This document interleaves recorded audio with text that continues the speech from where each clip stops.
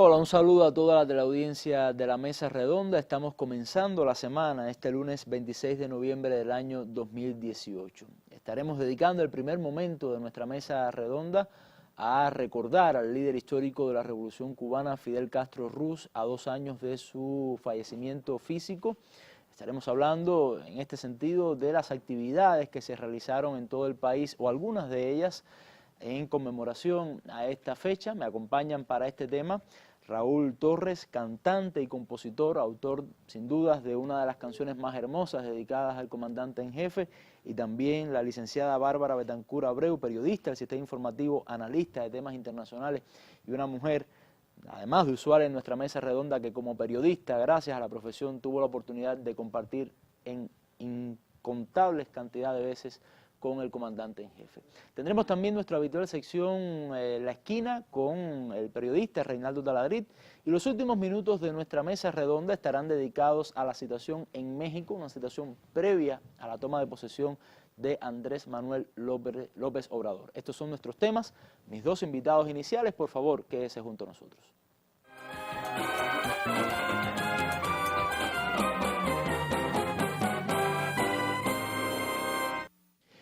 Y vamos a comenzar con nuestra habitual sección, la noticia del día. Tiene que ver con la tensa situación que se ha creado en las últimas horas entre Ucrania y Rusia debido a un conflicto, un roce marítimo militar que ha habido en el estrecho de Kerch. Estas son las noticias, esto es las informaciones más actuales que se tienen al respecto.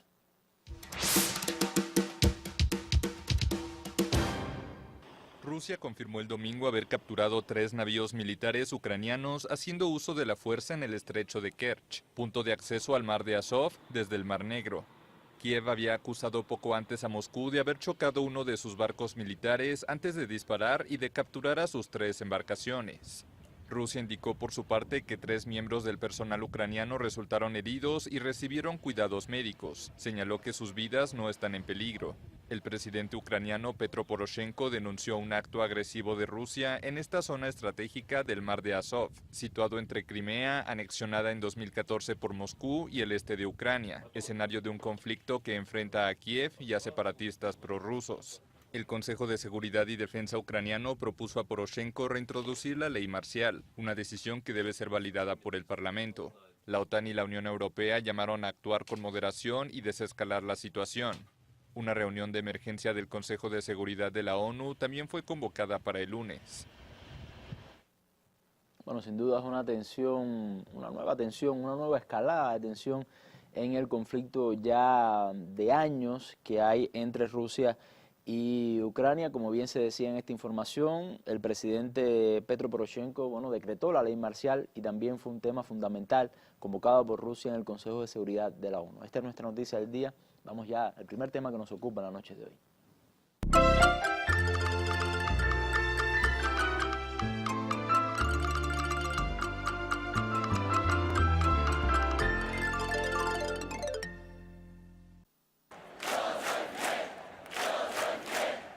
De principio a fin, la escalinata de la Universidad de La Habana vibró una vez más con su nombre. Desde allí donde se hizo revolucionario, los jóvenes rindieron homenaje a Fidel en una velada político-cultural que contó con la presencia del presidente de los consejos de Estado y de ministros, Miguel Díaz-Canel Bermúdez. Otros dirigentes del partido, el Estado, el gobierno, de la Unión de Jóvenes Comunistas, los organismos formadores y las organizaciones estudiantiles acompañaron a las nuevas generaciones en esta velada. Un tributo que llegó desde el arte y desde el sentir de los más nuevos, quienes una vez más ratificaron su compromiso de continuar el legado y la obra del líder histórico de la revolución. Hoy no estamos aquí para recordar su ausencia, ni para lamentar su partida a la inmortalidad. Estamos aquí porque sentimos su presencia y porque en estos 2 años su estatura ha crecido, sus ideas se han multiplicado y su legado se ha hecho más necesario. Desde el estadio universitario, en vigilia solemne hasta las 2 de la madrugada, los jóvenes recibieron este 25 de noviembre, fecha en que se conmemora el 2º aniversario de su desaparición física y en que su presencia se inmortaliza una vez más en el corazón de Cuba. Sigue siendo Fidel la guía de todas nuestras acciones, sigue siendo su ejemplo y sigue siendo su legado la mejor forma de homenajearlo. Nosotros los jóvenes siempre lo llevamos presente, no hay un solo momento o una sola actividad o algo en el día que no se menciona a Fidel. Es la máxima expresión que tiene nuestro pueblo. No olvidaremos su memoria, estamos aquí todos reunidos, la juventud cubana, la FEU, obreros, trabajadores, para ratificar nuestro compromiso con Fidel. Consideramos que la mejor manera de que hoy los universitarios cubanos estemos pensando en Fidel, estemos viviendo a Fidel y estemos haciendo que Fidel esté entre nosotros, pues es llegar hasta este estadio universitario, mostrar parte de nuestro talento artístico y cómo ese talento artístico lo homenajea en cada una de sus obras y cómo somos nosotros los que diremos dentro de unos pocos minutos, pues yo soy Fidel. Un digno homenaje de la juventud cubana al líder histórico de la revolución. Multiplicado por miles, más presentes que nunca, las ideas del comandante en jefe son bandera y guía de las nuevas generaciones.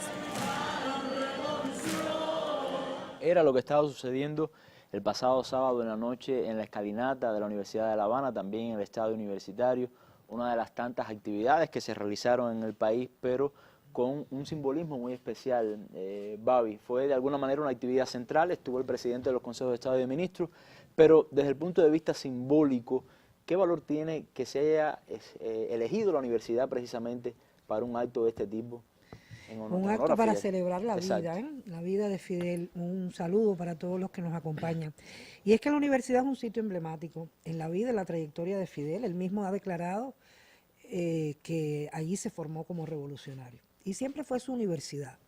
Aquellos que tuvieron la dicha de ser sus congéneres generacionales, justamente, saben que a diario, prácticamente después del triunfo de la revolución, iba a la universidad. El resumen del día lo hacía muchas veces en la Plaza Cadena, conversando con los estudiantes, explicándoles las medidas que estaba tomando la joven revolución, de manera que ahí se formó como revolucionario y allí a la universidad fue a dar la alerta a los jóvenes justamente de que el enemigo externo no podría acabar con la revolución. Año 2005, emblemático discurso también en el aula magna. Era un aniversario importante de su ingreso a la universidad, creo que los 60 años de su ingreso a la universidad, y allí fue a dar la alerta de que si no éramos nosotros capaces de derrotar, de destruir, de dejar sin condiciones la posibilidad de eventos de corrupción, de ineficiencia, de desidia, justamente algunos fenómenos que se avistaban en el país,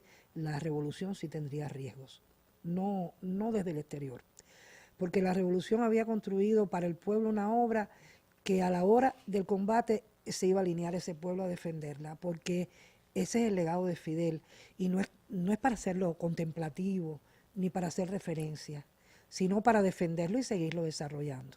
Por eso es tan esperanzador que los jóvenes sean precisamente los que enarbolaron esa consigna que les salió del alma, yo soy Fidel, justo cuando todos llorábamos, cuando uno caía en la propia desesperación y el desconsuelo de una pérdida tamaña, como significó para el pueblo de Cuba la muerte física de Fidel, y que fueron los jóvenes. Yo recuerdo bajando por toda la calle G con una enorme bandera cubana, los muchachos del IRRI, del Instituto Superior de Relaciones Internacionales Raúl Roa Curí, que ya lo decían, y después se multiplicó aquí en la Universidad de La Habana, cuando empezaron los jóvenes a reunirse para hacer aquellos homenajes de esa juventud que muchos creyeron descreída, desinteresadas por la revolución.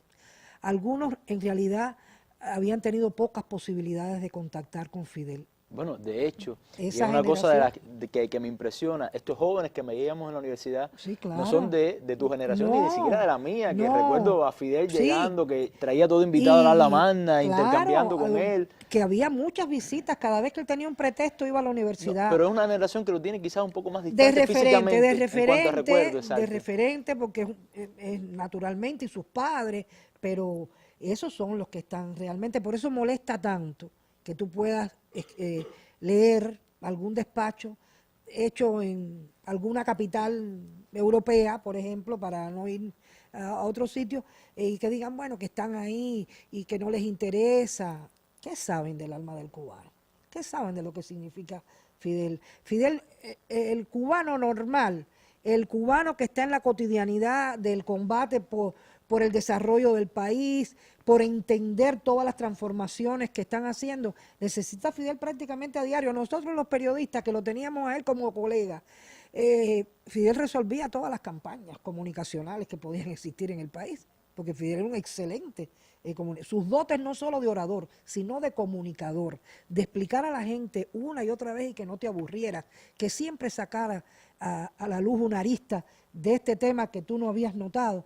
Era la ventaja infinita que teníamos y ahora tenemos el reto de sustituirlos entre todos. Y ahora en estos momentos, cuando, bueno, acabamos de vivir un importante proceso político, como fue la consulta popular del proyecto para nueva constitución o una constitución reformada tanto que va a ser prácticamente nueva como se pretende, y que a 1.700.000 y tantos cubanos, reuniones se realizaron y participaron tantos cubanos con más de 600.000 propuestas concretas de modificación, algunas de las cuales seguramente tendrán cabida. En ¿cuánto no hubiéramos necesitado también ahora en esta situación que se está dando en Brasil? Fidel, que fue el impulsor de programas de colaboración médica, 55 años de colaboración médica. Bueno, ¿qué nos estuviera diciendo Fidel? ¿Qué análisis no estaría haciendo? Y entonces, bueno, celebrar su vida, incluso los más llorones, aquellos que siempre, uno se sorprende cuando tienen los padres muertos, que a cada rato uno dice, ay, tengo que preguntarle esto a mi mamá, o tal cosa a mi papá. Así mucho le puede pasar. Eso no es una experiencia personal mía, eso todos los que han perdido los padres lamentablemente les ha pasado alguna vez. Y así le pasa al pueblo de Cuba. Y un pueblo que ha tenido una especial forma, Raúl, de recordar a Fidel, incluso no solamente desde que se dio la noticia de su muerte, sino desde que sale de sus funciones como presidente, siempre ha sido recordado a través de la cultura. Ya sabemos la importancia que le dio Fidel a la cultura, pero llama mucho la atención cómo fue un hombre capaz de inspirar tanto a los creadores. Sí. Canciones hermosísimas, bueno, la tuya una de las más hermosas sin duda, que inspiró cuadros, inspiró a pintores, inspiró a poetas. ¿Cómo lo ves? O sea, ¿cómo ves ese fenómeno? Bueno, Fidel realmente era, como tú bien dijiste, una figura inspiradora para muchos artistas y lo sigue siendo, ¿no? Y lo será siempre. Yo cuando me hablan de la inspiración, o sea, pensando en Fidel, me remito siempre a un documental, no sé si recuerdas, cuando él va a la sierra y le lleva un oculista. A mi hermano Fidel. A mi hermano Fidel, ese documental. Ahí puedes observar su ternura, el cariño que tiene por el pueblo, Fidel. Eso ya es una de las cosas que a mí me impresionó de él, ¿no? Cómo fue capaz de, o sea, esa es una de las ínfimas cosas que él hizo que él ha hecho por nuestro pueblo. Pero como él fue capaz, tuvo esa capacidad de llegar a las almas, a los corazones de tanta gente, no solo en Cuba, sino en todo el mundo. Y por supuesto que es suficiente para ser una figura inspiradora, ¿no? Para ser alguien que inspire a hacer canciones. Conozco a muchos artistas, poetas, campesinos, repentistas, trovadores, que han hecho canciones, como tú has dicho, poemas, incluso hasta pintores que han hecho obras preciosas. Veíamos hace poco, creo que ayer yo veía por la televisión a Cacho, a una serie de pintores cubanos que lo han pintado hablando de eso mismo. Exactamente, yo creo que él, por supuesto, fue una gente modesta y que tampoco quería eso, pero es inevitable para un artista hacer. Y hablando de obras, quería remitirme a una obra que fue la que detonó quizás que yo tuviera en la mente ese espíritu para hacer una canción a Fidel como la que hice, como Cabalgando con Fidel, que dicho sea de paso, siempre digo que es una canción del pueblo cubano, ¿no? Que yo fui ese vehículo para... Hay una obra específica que que yo no sé si tiene un nombre. Yo cuando estuve hace unos 5 o 6 años en la casa de Alberto Lescay, el escultor cubano, santiaguero, pude ver ahí un centauro con la imagen de Fidel, una estatuilla, como un boceto, pero en bronce. Y ahí yo creo que ahí quizás empecé a gestar esta imagen de Fidel, y quizás mi canción ha sido la desembocadura de esa imagen. Eso y muchas cosas más, muchas. Hay una imagen, hablando ahora de imagen, una imagen que yo nunca voy a olvidar, que fue cuando Fidel presenta tu canción dedicada a Chávez, que fue una visita que estaba haciendo e invita, exacto, y dice, bueno, vamos a escuchar ahora una canción. Y aquella imagen de Fidel con la cabeza hacia abajo, pensando, una canción también hermosísima como todas las que tú haces. Y uno pensaba, bueno, como estaría sufriendo, ¿no? Y pensaba también en la sensibilidad que tenía Fidel con respecto al arte. ¿Cómo viviste tú ese momento? ¿Qué significó eso para ti? A mí me sobrecogió muchísimo aquel momento, aquel día.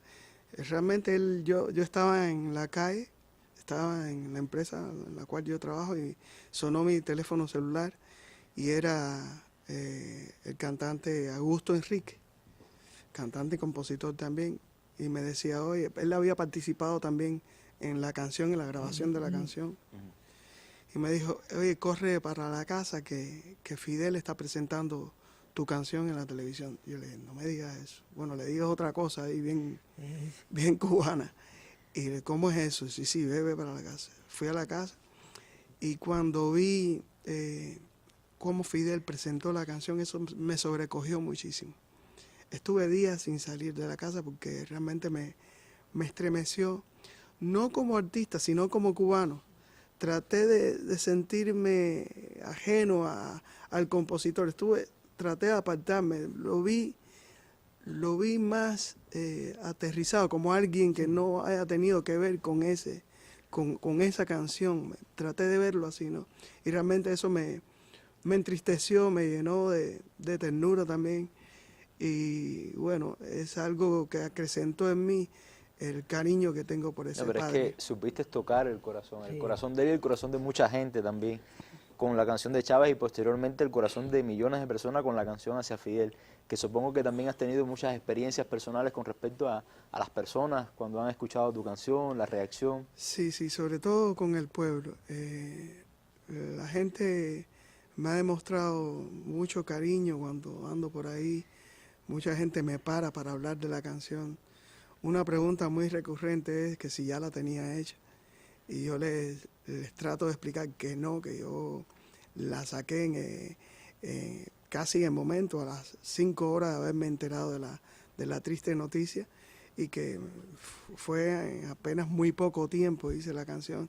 Y les explico que el problema es que yo soy guajiro y también tengo un poco de repentista, aunque no soy repentista, pero he aprendido mucho con nuestros poetas del campo, que son los repentistas, los improvisadores, que son maravillosos. Sí. Para mí los mejores poetas del mundo son ellos. Y bueno, esto también me ha dado un poco de oficio ahora.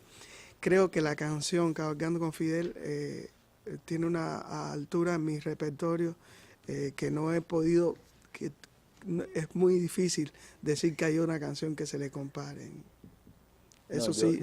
Fíjate, estoy de acuerdo contigo en que quizás la influencia del repentismo y el oficio y el talento, pero también una canción que demuestra un corazón enorme. Por eso, ¿no? Un sentimiento enorme, y una serie de sentimientos ya fuertes. Es que de eso se trata. El repentista es alguien que en el momento que está improvisando tiene un momento cumbre, un momento tan alto de inspiración que es como el Parnaso, es algo arrebatador, algo que está fuera de este mundo. Es porque está muy inspirado. El motivo por el cual escribí Cabalgando era una cosa que me arrebató a mí. Que te trascendió. Exactamente, eso me arrebató mucho. Lo que pasa es que tenía esa posibilidad de canalizarlo así. Pero no quiero dejar, Babi, de alguna manera suelto un tema al cual hacías referencia en tu primera intervención. Hablabas, por ejemplo, del tema de Brasil, quizás preguntándote, bueno, qué pensaría o qué diría Fidel en medio de este contexto. Pero fíjate, hay que adaptarse a que bueno, el ser humano es mortal, Sí, ¿no? claro. E inmortal es el pensamiento, como ha sido el pensamiento de Fidel. Pero ¿qué utilidad tiene hoy ese pensamiento, según tu valoración, en esta coyuntura tan compleja que vive América Latina? Porque hablábamos de Brasil, pero son muchas malas noticias, ¿no? Muchos retrocesos que ya Mira, Fidel había previsto hace muchos años. ¿qué no previó? ¿Qué no previó Fidel con esa alma también medio brujo que fue siempre? Para ir, como muchos han dicho, al futuro, ver, regresar, contar y contarnos, ¿no? advertir. Y lo advirtió que iba a pasar el retroceso. Pero miren, Fidel estaría, a pesar de todo, optimista, porque lo consideraría un proceso lógico de las revoluciones que tienen sus retrocesos. Ha habido desgaste justamente porque no han dejado gobernar a los gobiernos de izquierda, que es donde se están viendo esto. Pero si nosotros nos remitimos a la historia misma de Fidel cuando tenía 7 fusiles dijo que iba a ganar la guerra. Fidel nunca tuvo talante para la derrota, nunca la tuvo. Y se murió y había un certificado de defunción y así volvió a ir a Santiago. Siempre me llama la atención y yo quisiera quizás tu experiencia, Fidel, año 92, 93, la crisis económica que se avecinaba, Bueno, pocos apostaban por Cuba. ¿Cómo lo viviste tú como periodista que ya desde entonces tenías ese contacto? Raulito decía, bueno, de la gente y de un documental, y yo voy a remitirme a un audiovisual que creo que hizo Chile, de aquella señora que decía que, bueno, con una papa, que había que comerse una papa, era una sola papa. ¿Y quién no lloró ese día? Fue una presentación en la ONU del bloqueo, de la resolución contra el bloqueo, cuando en el Carlos Mar yo lo vi, junto con lleno el Carlos Mar, vimos ese documental a la espera de la votación. Y eso es lo que va a pasar. Uno se llena de, cuando la gente todavía mantiene a Fidel, porque basta que tú vayas a cualquier lugar, a lo mejor habrá algún sitio donde ni siquiera puedan ubicar a Cuba en un mapa, pero sabe que en Cuba es Fidel y Fidel es Cuba. Eso es algo que va, yo no sé, no creo que esté viva yo para que se cambie la situación. Yo creo que me voy a morir con esa situación a nivel mundial, y es el orgullo que tenemos todos los cubanos, que gente que ni lo conoce, que no sabe ni qué está Cuba, sabe que hay un hombre que se llamó Fidel Castro, que no solo luchó por los cubanos, sino por el pueblo, por los pueblos. Y así va a pasar en América Latina. Él estaría advirtiendo y llamando la atención acerca de cuáles son las componendas, de cuáles son las maniobras, cuál va a ser la reacción. Cuando parecía que íbamos a ser neocolonizados nuevamente con el ALCA, no dijo Chávez que Fidel otra vez se había vuelto loco cuando dijo, no, pero eso lo vamos a derrotar. Vamos. Y ahí, en aquella madrugada, aquellos 2 conspiradores bolivarianos no inventaron el ALBA. ¿Y qué llegó a ser el ALBA sino la respuesta a todas las necesidades de la región? Que sí, que está en un retroceso, que está ahora en un impasse, es cierto, pero no tenemos derecho a ser pesimistas, porque Fidel, que es nuestra inspiración, no solo para los artistas, sino para la vida misma, nunca va a ser pesimista. Nunca va a ser, y digo presente, porque si empezamos a revisar todos sus escritos, toda su papelería, ahí encontraremos respuesta para todo lo que está pasando en este momento. Y también la solución, el camino a seguir. Estamos ahora recordando, bueno, 2 años de su desaparición física.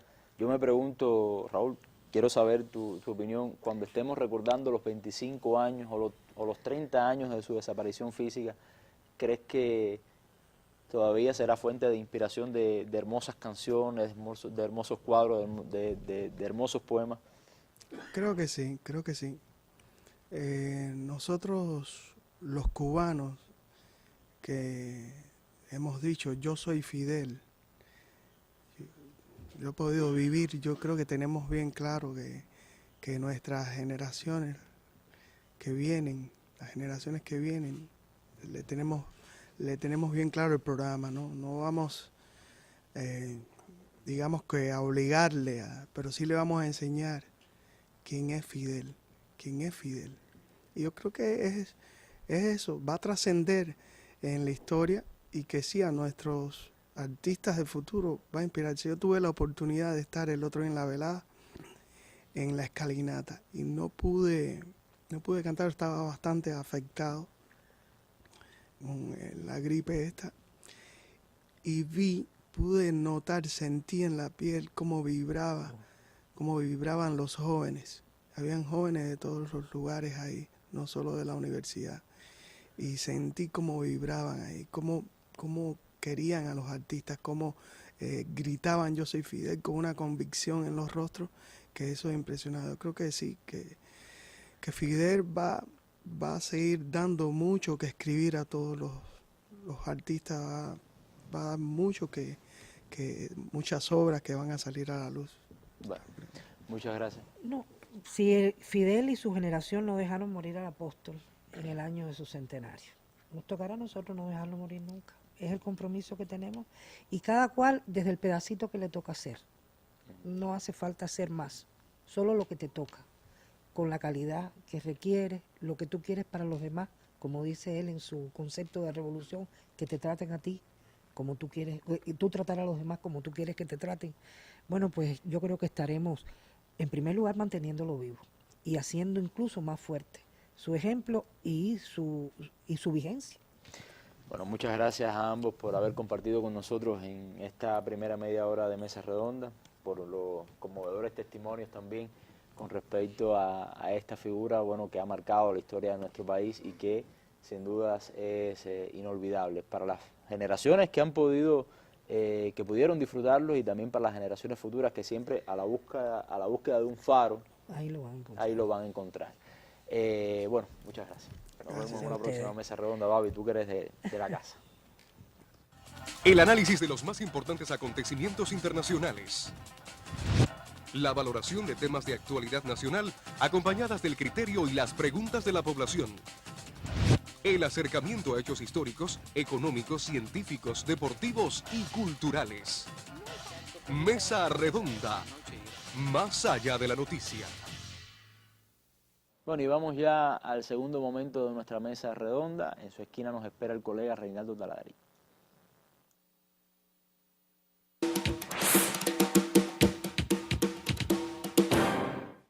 Muchas gracias y bienvenidos a La Esquina. Hoy queremos hacer una esquina bastante especial. Primero, queremos responder a un comentario de los lectores de Cuba Debate. Como ustedes saben, mañana, los martes, La Esquina se publica en el sitio Cuba Debate. Y cuando se publicó La Esquina del Voto Cubano-Americano, un lector o lectora, no tengo muy claro, escribió esto. Vamos a verlo en pantalla. Ahí está. Fernán, no sé, dijo: buenas tardes, ante este artículo me surge una duda que salta claramente al análisis de cualquiera, con mayúscula y entrecomillado. Y es que, ¿cómo es posible que 7 congresistas puedan definir la política a seguir hacia un país? En este caso, Cuba. Es inaudito que estos 7 personajes puedan influir tanto en 537 congresistas para inclinar la balanza a su favor, o en este caso, después de las elecciones, ¿disminuyó el número? Pregunta Fernán. Y termina diciendo: favor, me gustaría alguien me diera alguna idea. Sé de antemano que el señor Taladriz no será, pues él no debate con sus lectores, pero tiene esa gran deuda. Lo comentaba anteriormente. Y precisamente dedicamos a Fernán La Esquina de hoy, que podemos ponerle perfectamente detrás de la fachada. ¿Cómo se decide, para que todos tengamos una idea muy clara, hoy, en el 2018, cómo se decide la política hacia Cuba en el gobierno de Estados Unidos? Vamos a comenzar con la fuente de esta revelación que vamos a compartir con ustedes. Vamos a ver en pantalla. Ahí está. Esto es un artículo que se llama El misterio del síndrome de La Habana, que se publicó en la revista New Yorker el 19 de noviembre, hace unos días. Estos dos son sus dos autores, Adam Entus y John Lee Anderson, que es un veterano en el tema de Cuba, escribiendo sobre Cuba. Ellos publicaron este artículo. Esta es una revista que publica periodismo. Están viendo la imagen, usa mucho diseño del artículo, publica muchos trabajos de investigación, y aquí se habla esencialmente del tema de los llamados inexplicados incidentes de salud que han ocurrido en La Habana. Pero en este artículo hay un fragmento, y vamos allá a continuar, que es este. A partir de ahí, todo lo que ustedes van a ver es sacado de ese artículo. Dice así: justo antes del anuncio del acercamiento con Cuba, en diciembre de 2014, funcionarios de la Casa Blanca le informaron al senador Marco Rubio, republicano por el estado de la Florida y miembro del Comité de Inteligencia del Senado. Se trata cuando Obama decidió restablecer relaciones con Cuba, diciembre del 14. Durante un encuentro secreto sobre el acuerdo con Cuba, Rubio, crítico acérrimo del gobierno cubano, esgrimía que esto fortalecería a los líderes dictatoriales de la isla, quienes querían, según él, que las dificultades económicas de Cuba se suavizaran sin perder el poder total. Eso se dice en el artículo. Pero Rubio sí le vio una ventaja a la reapertura de la embajada en La Habana. Y este artículo pone esta cita textual de lo que dijo Marco Rubio. Esta apertura de embajada le daría nuevas oportunidades a la CIA de ampliar sus actos de colección de inteligencia en la isla, donde Rusia y China iban ganando influencias. Continuamos.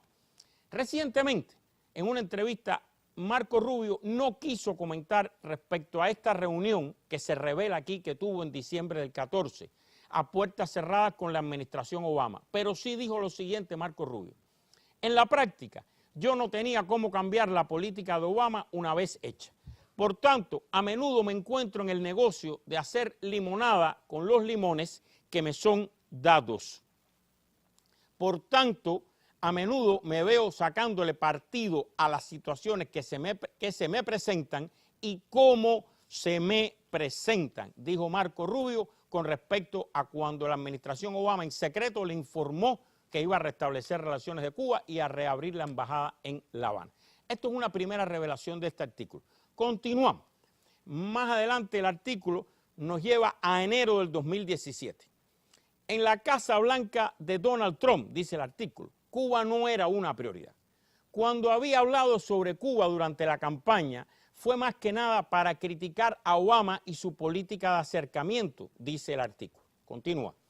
Pero cuando ambos, Obama y Trump, se reunieron en privado durante la transición, y esa foto es de esa reunión, él revirtió su posición. Los asesores de Obama que fueron informados sobre el encuentro recuerdan que Trump le dijo a Obama, y esto es textual lo que dijeron esos asesores de esa reunión. Mira, le dice Trump a Obama, hay ciertas cosas que uno dice durante la campaña, pero yo estoy de acuerdo contigo y tu enfoque sobre Cuba, le dice Trump a Obama en privado en enero del 2017. Continuamos. Una vez que asumió el cargo, Trump le ofreció a su Consejo de Seguridad Nacional muy poca guía en relación a Cuba, dice este artículo, excepto que dijo, y esto es textual, la política hacia Cuba es que hay que tener a Rubio contento, textual de Donald Trump, ya presidente. Continuamos. Luego de la inauguración, o sea, ya Trump es presidente, el director principal del Consejo de Seguridad Nacional sobre Asuntos del Hemisferio Occidental, Craig Deer, lo están viendo en la foto, llamó a la primera reunión del Consejo de Seguridad Nacional sobre Cuba en el edificio Eisenhower de las oficinas ejecutivas. Según participantes, Deer comenzó pidiéndole a la docena de personas ahí presentes que levantaran la mano los que estaban de acuerdo con la política tal como existía entonces, o sea, la política de Obama. Prácticamente todas las manos se alzaron. Continuamos. Claro, dijo Deer, todos ustedes participaron en la creación de estos acuerdos. Deer dejó claro que no iba a desechar los acuerdos de Obama del todo y expresó, nos encontramos aquí donde estamos y la región está contenta, dijo refiriéndose al apoyo que entre los aliados de Estados Unidos en América Latina tenía la política nueva de Obama hacia Cuba. Por tanto, no vamos a retroceder. Continuamos. Por el contrario, lo que hizo, explica este artículo, fue instruirle a los funcionarios que idearan formas en que Trump pudiera enmendar el acuerdo de Obama con Cuba. Y les dijo, dejen a un lado sus sentimientos y denme opciones reales, porque si no me dan algo, entonces habrá una posibilidad real de que Trump me diga, ¿y esta porquería qué cosa es? ¿Dónde está la opción de retroceso total? Dijo Deere que le iba a decir Trump si no había ningún cambio. Continuamos. Pero Deere no pudo cumplir, porque poco después de esta reunión perdió su puesto, el empleo, luego que una organización de noticias publicara comentarios extraoficiales que hiciera durante un evento de tanques pensantes, o sea, de instituciones, de centros de estudio, etcétera, en los cuales criticaba al presidente Trump. Continuamos. El reemplazo interino para Deere es este señor, Fernando Kotz, que compartía el interés en proteger las relaciones con Cuba. Cuando Kotz presidió la segunda reunión del Consejo de Seguridad Nacional sobre el tema de Cuba, fueron presentadas 3 variantes. La primera, hacía un llamado a dejar las políticas de Obama tal y como estaban, sin modificar nada de la política de Obama hacia Cuba. La segunda opción proponía cambios superficiales. Y la tercera hacía un llamado a dar por terminado el proceso de normalización y aumentar las presiones contra La Habana. Los funcionarios, explica la revista, el artículo de esta revista, los funcionarios que redactaron las propuestas estaban usando viejos trucos militares. Redactar la primera y la tercera propuesta de manera totalmente indeseada, dejando así una sola variante viable, en este caso la segunda. Continuamos. Durante esa reunión, Virginia Bonney, la funcionaria del Consejo de Seguridad Nacional para Asuntos Legislativos, reconoció la táctica que estaban usando y dijo: el presidente le dijo a Marco Rubio que lo iba a hacer feliz, aseguró un funcionario presente en la reunión que dijo esta señora. Lo que ustedes están discutiendo aquí está años luz de lo que realmente va a hacer feliz a Marco Rubio. Continuamos. Un antiguo funcionario de la administración Trump que estaba presente ahí le expresó a la revista textualmente: para muchas personas en esa habitación era la primera vez que se enfrentaban a la realidad de que Trump era presidente. Y fue en ese momento en el que se dieron cuenta que nada permanecería igual. Lo que acabamos de ver, perfectamente haciendo homenaje a aquel gran programa, pudiéramos ponerle detrás de la fachada. ¿Cómo se deciden hoy realmente algo tan serio como la política de Estados Unidos hacia un país, en este caso hacia Cuba? ¿De qué manera? ¿Cuál fue la instrucción que dio el presidente? ¿Qué es en lo que se basa la instrucción que dio el presidente? Que dijo: hay que hacer feliz a Marco Rubio. Esa fue la instrucción que dio el presidente de cómo hacer la política hacia Cuba. ¿Dónde queda todo lo que usted oye en discursos políticos, en eventos, en anuncios de nuevas políticas? ¿Dónde queda toda esa retórica de democracia, derechos humanos, partidos políticos, etcétera, etcétera, que usted oye, que repite y repite y repiten los funcionarios cuando anuncian la nueva política hacia Cuba? Si detrás de la fachada acabamos de ver en este artículo que no ha sido desmentido, que nadie ha dicho que no fue así, ni lo han acusado de noticia falsa, ni lo han acusado de nada. No ha sido desmentido el artículo, lo hemos citado textual, todo lo que ustedes vieron en pantalla es tomado de este artículo de New Yorker, de este trabajo de periodismo investigativo. ¿Cómo queda entonces toda esa retórica cuando uno lee y nadie desmiente que es así como se decidió la política actual hacia Cuba? Así que no sé si respondí al lector que dice que no le respondo a los lectores, pero bueno, a lo mejor está satisfecho, a lo mejor no. Comparto esto con ustedes, termino la esquina y regreso a la mesa.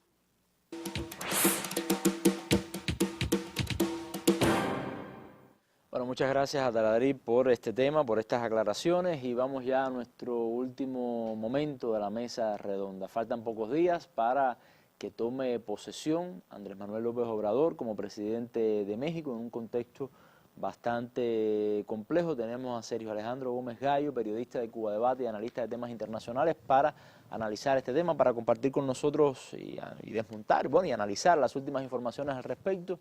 Vamos a ver primero un reportaje, una especie de noticias sobre algunos de los acontecimientos o de las iniciativas que ha implementado Andrés Manuel López Obrador previo a su mandato, y estamos de regreso en unos segundos. Los mexicanos están llamados a emitir opinión sobre la construcción del Tren Maya en la zona del suroeste del país, la construcción de una refinería en el estado de Tabasco, la reforestación de la selva y bosques, el aumento de la pensión de los adultos mayores y el número de becas para estudiantes, de acuerdo con integrantes del gabinete que iniciará funciones el próximo 1 de diciembre. Para la consulta fueran instaladas 1.102 casillas en todo el territorio. La consulta está a cargo de la Fundación Rosenblatt, la misma que tuvo cargo la consulta sobre la construcción del nuevo aeropuerto internacional. Escuchemos ahora lo que dice el presidente electo. Tenemos que acostumbrarnos, hay que fortalecer el hábito democrático. Lo he dicho varias veces, lo repito, la democracia no se agota en las elecciones, no es solo democracia representativa, la democracia también implica la participación de los ciudadanos en todas las decisiones importantes. Esta cultura de empezar a participar más allá de elegir a los representantes, pues estamos en pañales en este país. Hay que crearla, hay que fomentarla, hay que desarrollarla y es muy importante porque así las personas vamos a corresponsabilizarnos de las decisiones que se tomen. Es el primer presidente que nos va a tomar en cuenta a nosotros como pueblo.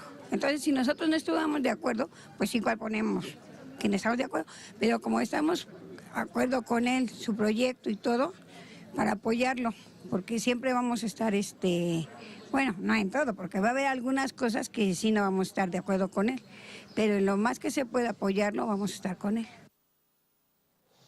Bueno, Sergio, López Obrador es un político bastante peculiar en la política mexicana, fue un candidato bastante peculiar y por supuesto que ha tenido un proceso de transición bastante peculiar también. ¿Cómo lo evalúas tú, estas propias iniciativas que ha hecho él para darle quizás un matiz más democrático a las tomas de decisiones? ¿Cómo lo evalúas? Y cuán bien le está yendo, ¿no? Bueno, Oliver, entre esas peculiaridades, una de las fundamentales es el inmenso apoyo popular que recibió López Obrador en las elecciones. Hay una ola de respaldo a ese cambio social y el presidente ha sido muy inteligente en montarse en esa ola. Este tipo de iniciativa de una consulta popular que está recogida en la Constitución mexicana, pero que el presidente la ha llevado como a un nuevo paso. Incluso se ha hablado ya de cambiar la forma en que se establecen estas consultas dentro de su gobierno para hacerla de una manera periódica. Lo que está sometiendo es a votación, a consulta directa y popular sus principales iniciativas de gobierno. La primera fue la relacionada con la construcción, la polémica construcción de un aeropuerto, un nuevo aeropuerto para la Ciudad de México, que tenía un alto impacto ambiental y que era muy criticado dentro del país. La mayoría se pronunció a favor de eliminarlo, de cambiar los planes. Esta segunda eran 10 temas, los vimos ahí en el reportaje. Una infraestructura que va a tener un impacto, el principal de ellos, que es el llamado Tren Maya, en el sur del país. Ese sureste mexicano más tradicional es de las zonas más pobres y más atrasadas económicamente del país. Un proyecto de infraestructura como este que mantiene o que defiende el presidente, bien gestionado, porque también hay un impacto ambiental, pero bien gestionado con con la promoción de un turismo sostenible, que reafirme los valores históricos que tiene esta región, de la cultura, por supuesto, y que respete, porque lo que más preocupa incluso en este momento es el respeto a la forma de organización tradicional de esa región y que sabes que cualquier proyecto de infraestructura cambia un poco la forma en que se organizan las ciudades. Una estación de tren, una nueva estación de tren, alrededor lleva hoteles, lleva centros comerciales, lleva urbanizaciones y eso tendrá un impacto. La ventaja, y es lo que ha dicho el presidente, es la forma en que se gestione. El progreso, siempre hay cierta resistencia al progreso, pero un progreso que esté pensado en las mayorías puede ser muy beneficioso para esta región. Pero Oliver, antes de salir para la mesa, revisaba una información. Este lunes cerró a la baja en un 4% la Bolsa de México y el peso continúa devaluándose. Este es un grupo de noticias que nosotros a partir de ahora, hasta el 1 de diciembre y en los primeros meses, vamos a ver y vamos a seguir con mucho interés porque el presidente electo, es decir, López Obrador, tiene un cheque político muy grande. La derecha está desarticulada, pero sus rivales lo que dominan son los resortes económicos. Un inmenso poder, digamos, de la burguesía, de los sectores que más se benefician. Y si en la campaña hacían una campaña que fracasó por su éxito, viene un desastre económico, estas medidas de corte social de López Obrador no van a ser, digamos, sostenibles, el país se va a endeudar. Ahora me parece que la estrategia es llevarlo a la práctica y poner en la sazón, digamos, de la noticiosa y en la mente de los mexicanos esta sensación de que el país va hacia atrás. De que el país está afectado económicamente, de que hay un gobierno irresponsable, y esa va a ser, me parece, la estrategia en un momento de profunda debilidad política de la derecha, en un gobierno de López Obrador que también tiene mayoría en ambas cámaras del Parlamento, en la Cámara de Diputados y en el Senado. Va a ser la economía la clave con la que la derecha tratará de contener el avance y el progreso de un cambio social en México. ¿Y crees que sea algo que se agudice, ¿no? Que se agudice a medida que pasen los meses del gobierno de López Obrador, si realmente, como él ha dicho, nos contaba la presidenta de Morena en una entrevista que le hicimos recientemente, bueno, cuando se dio la noticia de su triunfo, que le dijo a su equipo, bueno, la buena noticia es que todo lo que habíamos prometido tiene que cumplirse. Es decir, eso debe ir increciendo de alguna manera, ¿no? Por supuesto, mira, a mí me recuerda este escenario mucho al Brasil del primer gobierno de Lula. ¿En qué sentido? Hay un sector de la derecha mexicana que tampoco está conforme con la situación actual, es decir, la delincuencia, la violencia, la corrupción, los bolsones, grandes bolsones de pobreza que crean un espacio de ingobernabilidad. En otras mesas redondas se ha hablado también de ese escenario de México, también casi como al borde de lo que sería un Estado fallido. Entonces el presidente tiene lo que pudiéramos llamar una ventana de gobernabilidad, que es sobre la que él tiene que montarse para llevar a cabo los cambios. Un sector de la derecha que le va a dejar gobernar al menos un tiempo, porque tampoco encuentra sostenibilidad en los proyectos de la derecha. Pero como mismo sucedió en Brasil, aunque le demore 5 años, aunque demore 10 años, la derecha siempre va a hace repulsión hacia estos gobiernos que mantienen un cambio social. La ventaja de López Obrador por encima de la de Brasil es que López Obrador llega, a diferencia de Lula, con una mayoría dentro del Senado y con un partido Morena que en pocos años lo encumbró y que no necesita alianzas ni necesita cambiar, negociar de una manera tan comprometida como le ocurría a Lula en su momento los planes de gobierno. Es decir, López Obrador tiene un cheque político del pueblo mexicano para llevar a cabo los cambios, lo que va a tener resistencia y, como tú decías, la resistencia va a ir increciendo a medida de que el presidente vaya más lejos o menos lejos. Fue una estrategia muy inteligente, yo creo que fue a partir de la experiencia adquirida por lo que se veía en América Latina de presidentes progresistas que llegaban al poder y no tenían ese respaldo en el Congreso. Nos lo decía también Jacob Polensky, decía, bueno, había conciencia de que había que llegar al poder, pero también en el Congreso para evitar golpes de estados parlamentarios, esa serie de cosas. Ahora, hubo una reunión reciente también con las Fuerzas Armadas. ¿Qué papel tienen las Fuerzas Armadas y cómo ves que está tratando López Obrador de maniobrar con todos esos poderes también que deciden en el país? Hay dos claves dentro de su plan de gobierno y en sentido general de México. Uno es la corrupción y el otro es la seguridad, el problema de la delincuencia en México. Ambos pasan por las fuerzas militares. El presidente acaba de lanzar una propuesta, o sea, semanas atrás, de crear lo que sería una Guardia Nacional.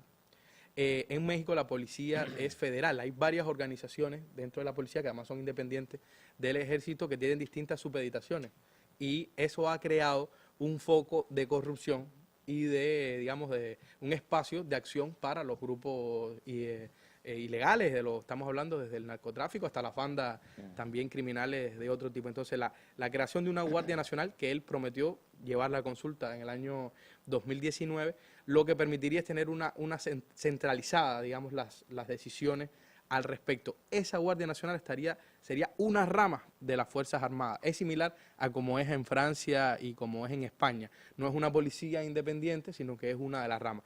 Pero el presidente, porque ya han salido a atacarlo diciendo de que va a militarizar la delincuencia, es decir, que va a dar una solución militar a un problema que es de orden interno, el presidente ha dicho muy claramente que él sabe que no se apaga el fuego con más fuego, que lo que necesita es organización, lo que necesita es capacidad de mando, pero que las causas de la delincuencia en México, esto es importante, porque también vamos a verlo en su gobierno, están en la pobreza, en la desigualdad, en la falta de oportunidades. Por eso esos paquetes que se llevaron a consulta el fin de semana último incluyen darle beca a 2 millones de estudiantes de subvencionar lo que sería el bachillerato, porque es ese el caldo de cultivo de los grupos irregulares y es ese el caldo de cultivo del narcotráfico. Es decir, van medidas que van a la par, pero que el presidente está por un lado ordenando y por el otro lado apuntando a las causas sociales y a las causas reales de los problemas que tiene México. Y esos ataques, esa guerra abierta ya, que como decías, puede profundizarse,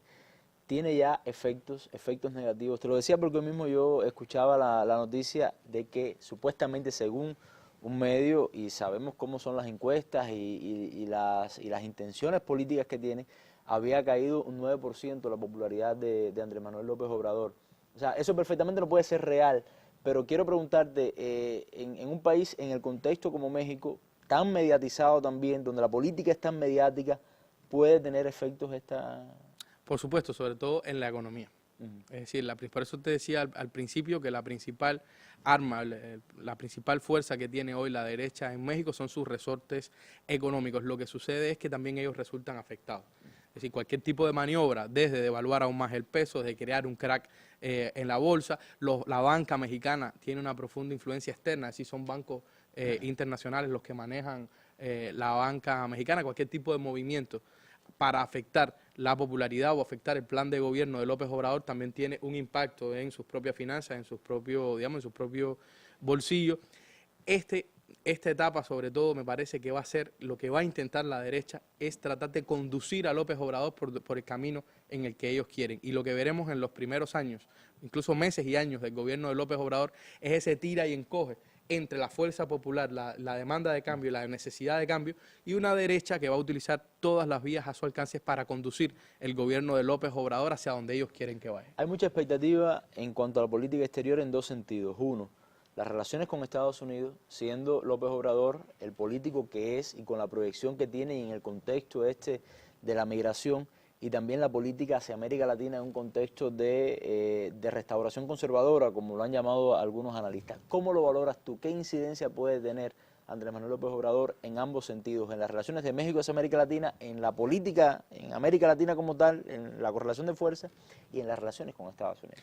Mira, si López Obrador tiene un reto grande en cuanto a los cambios que puede hacer en la política interna, tiene un camino mucho más fácil en la política exterior. Por supuesto, nada de sencillo en política, pero sí es más fácil. Uno, México es uno de los países más importantes del sur, de América del Sur, en todos los sentidos, en población, en economía, en alcance. Además, históricamente ha jugado un papel, digamos, de bisagra entre el sur y los Estados Unidos. Su propia geografía le da ese papel.